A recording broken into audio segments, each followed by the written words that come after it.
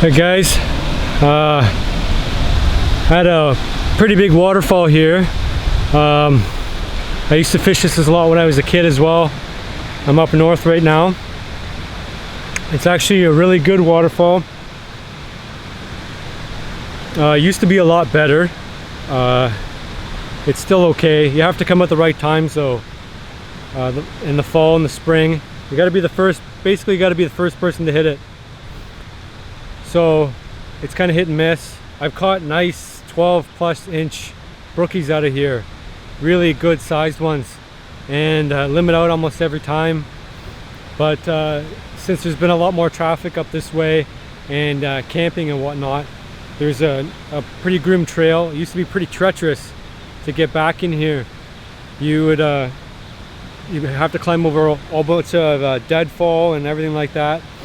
So that kept a lot of people out, but now people come up from the bottom and the top.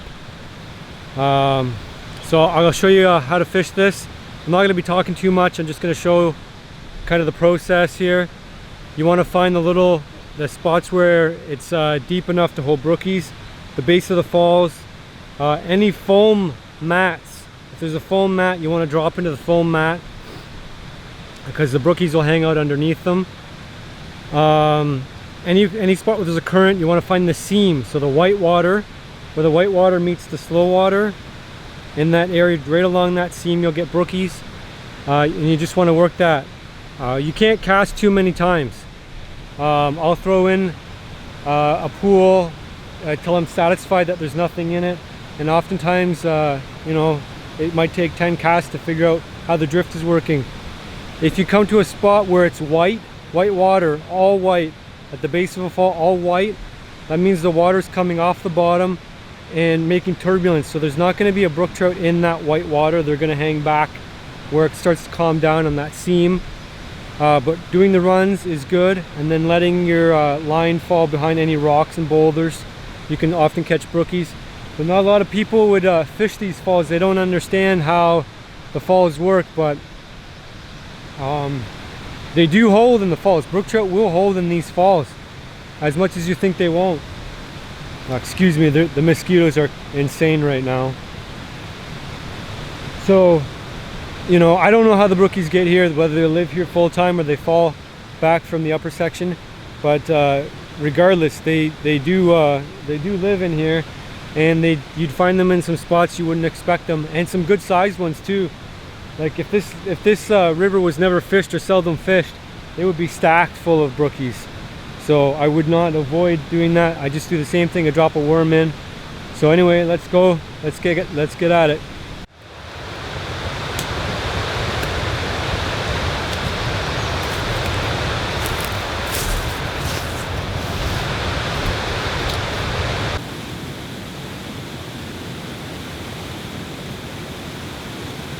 Thought I would give you some pointers as you watch the video. Otherwise, you're just going to be watching me sitting and standing in the river fishing. This first clip I kept in its entirety because I want to show sort of how long it takes me to work a specific pool. So this pool is at the base of a waterfall, a small waterfall, but it's a nice little shelf area that trout will like to hang out. So you can see I'm trying different lines. There's a break between the two whitewater sections in the waterfall. You can see sort of that horseshoe shape. That's a good place for trout to hang out. Also, trout will hang out at the bottom in the white water there, and then as the water turns from white back to normal color, the trout would like to hang back a little bit further as well. So hitting all those areas is good. But you want to try to do the full run, so you can see me kind of slapping the line down, slapping the worm down, because I wanted to get it into the base of the waterfall, and if I don't use enough force, it won't get into that bubbly water. And the trout, really what they do is they hang back and feed. They're waiting for water, or for food to come down in the water in the current and make its way down. So they're sitting there basically in the water column, off back where there's not much current, behind a rock and whatnot, waiting for things to drop back at them. So if they see a big juicy worm, they grab it. Trout in these types of environments don't get a second chance to catch a meal. If it goes by them, either another fish will grab it, or it'll continue downstream.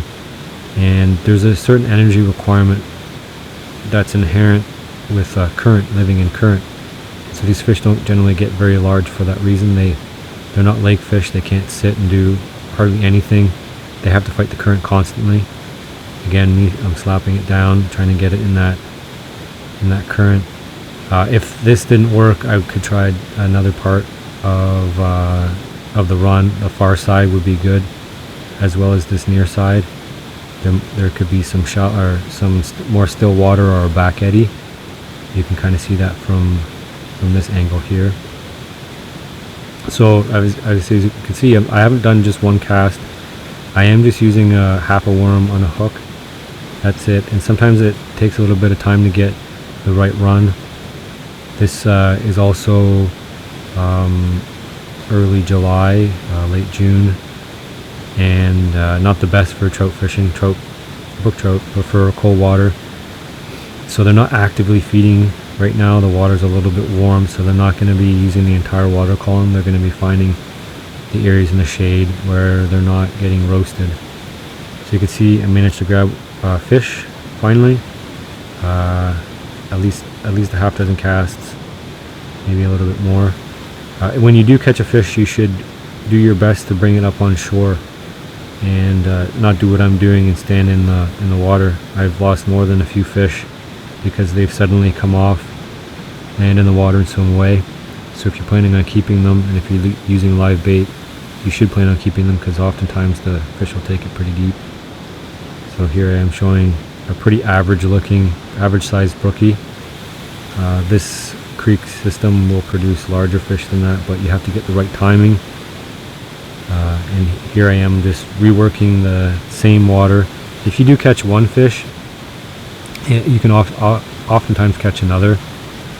It wouldn't be unusual to catch, say, 3 or 4 out of this. I think I only do catch the one, but I want to show you that you can't just leave it. You should try a bunch of different lines. And almost every time you cast, if there's different currents, the worm will take different trajectories and will meet up with different fish. Oh, there I am. Actually got a second one here. This one's a little bit smaller, and I think I released this one. Could be young of the year. So to me, that's not a keeper unless it's foul hooked.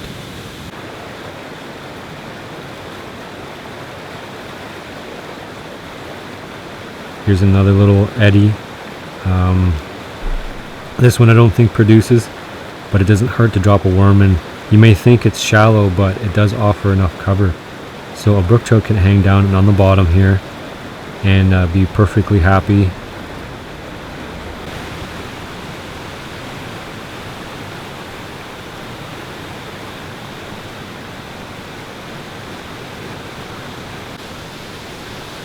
A couple shots of what I'm working with as far as water goes.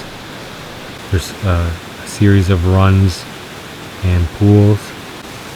This is a pretty significant waterfall. It's about 1 kilometer or half a kilometer in length. So there's lots of little pockets where the brookies can hang out. The fast moving water you want to avoid. Brook trout generally won't stick in that fast water unless it's a long run where there's some pockets. This is an excellent run here. You can see there's fast moving water at the top of your screen, and on the near side of your screen is shallow moving water, and that forms a seam.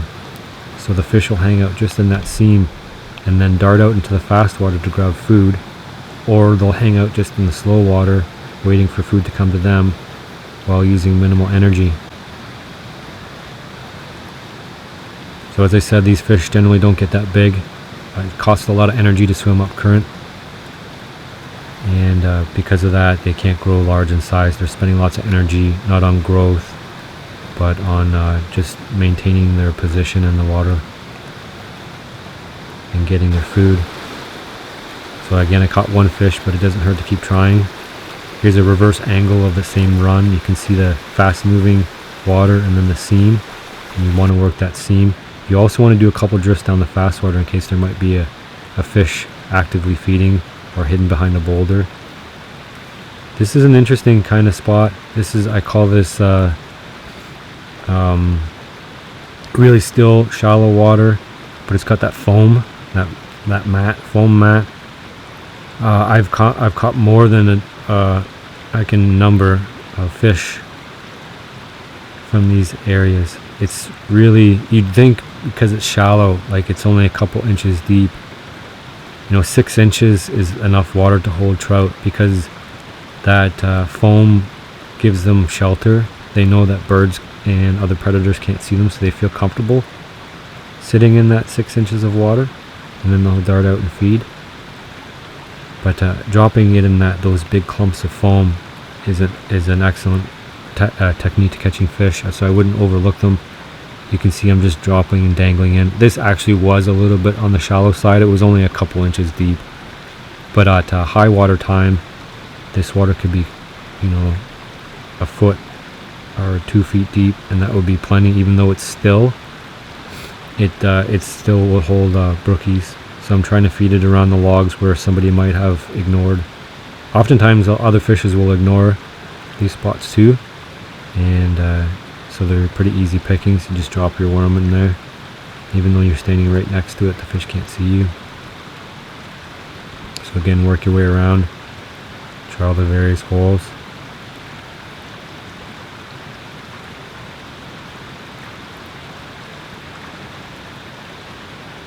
So to me, when I brook trout fish, I know I almost have to get there first.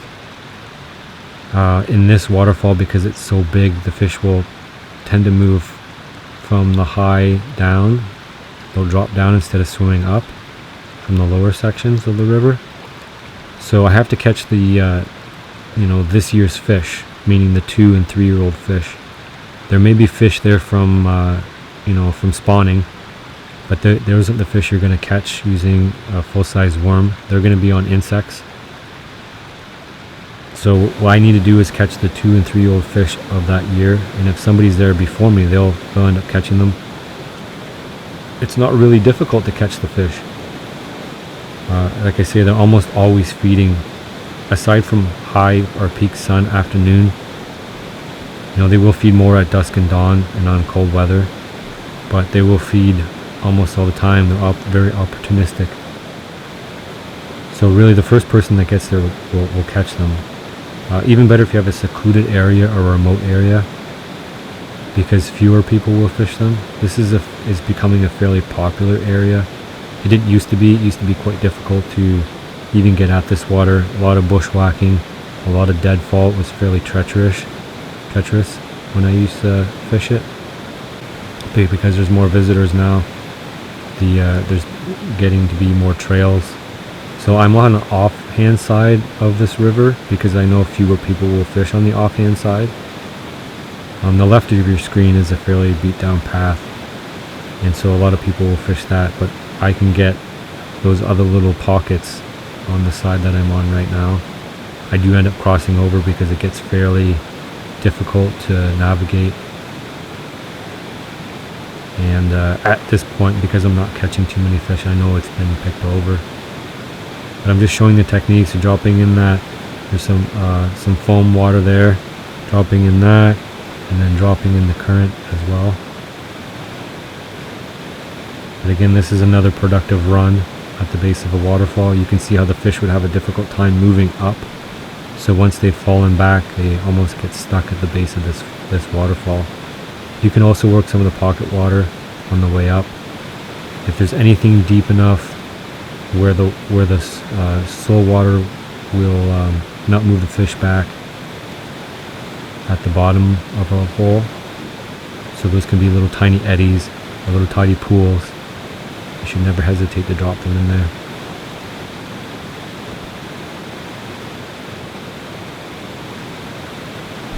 This river has traditionally produced some really nice brook trout to the 12-inch range, 13-inch range, which is a decent size even for a lake brook trout.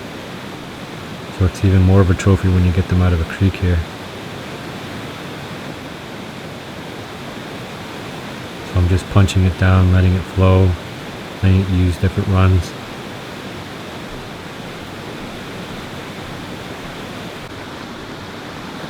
harder you work for brook trout, the more you're going to catch. They're an aggressive fish.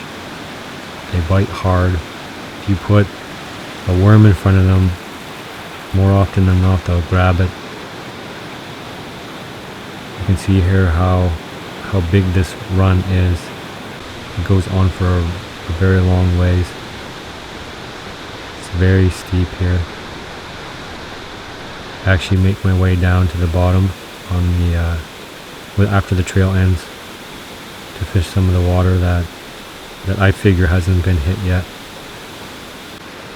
You can see how it would be difficult for a trout to navigate up once they've moved down.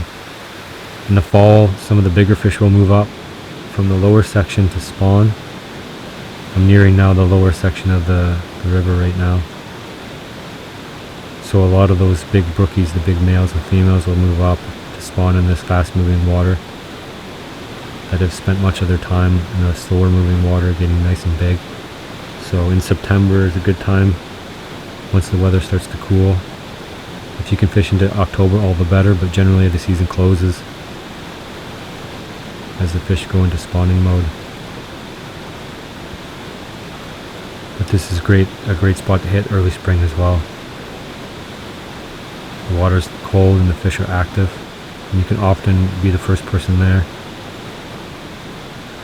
As soon as ice is out and the water temperature starts to heat up just a little bit, it's an ideal time as well in the spring. So you can see I'm working the current here. And I slap it down and let it run. I have a little split shot along with a half a worm. I just run that back. You can see a little bit of a seam and an eddy between the two fast moving water. That's a good place to try. You can often let fish take the worm if you really want to. You can see I'm letting a little bit of slack here now, I think. Let slack back and let that fish swallow the worm totally.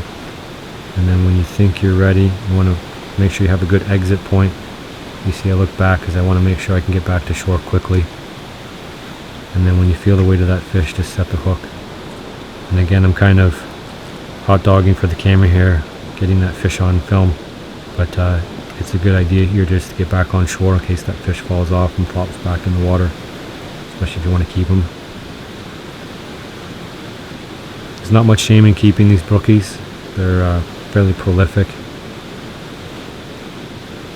But you do want to make sure that you don't take, obviously, too many.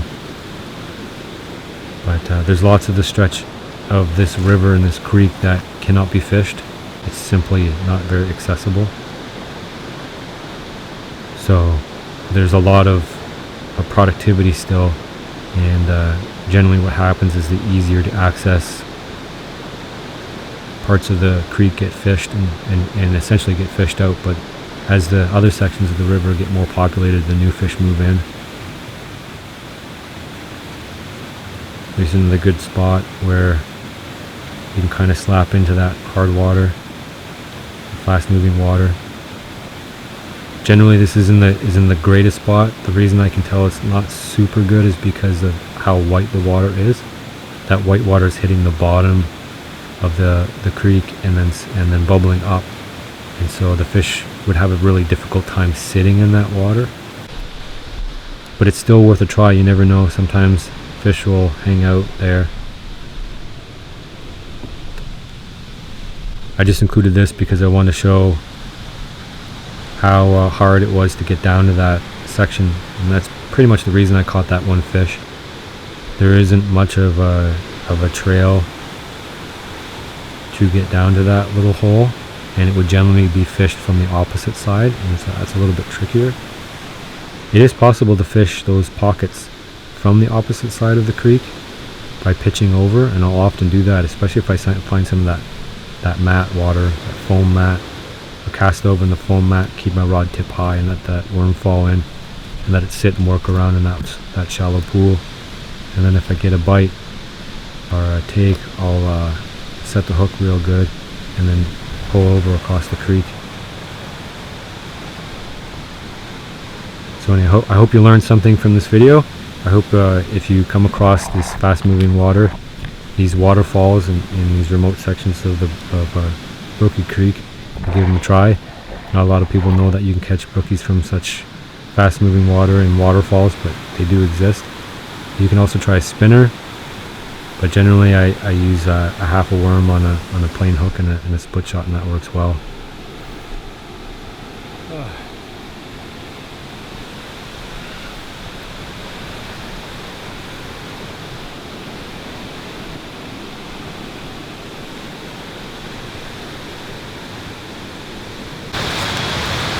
Okay.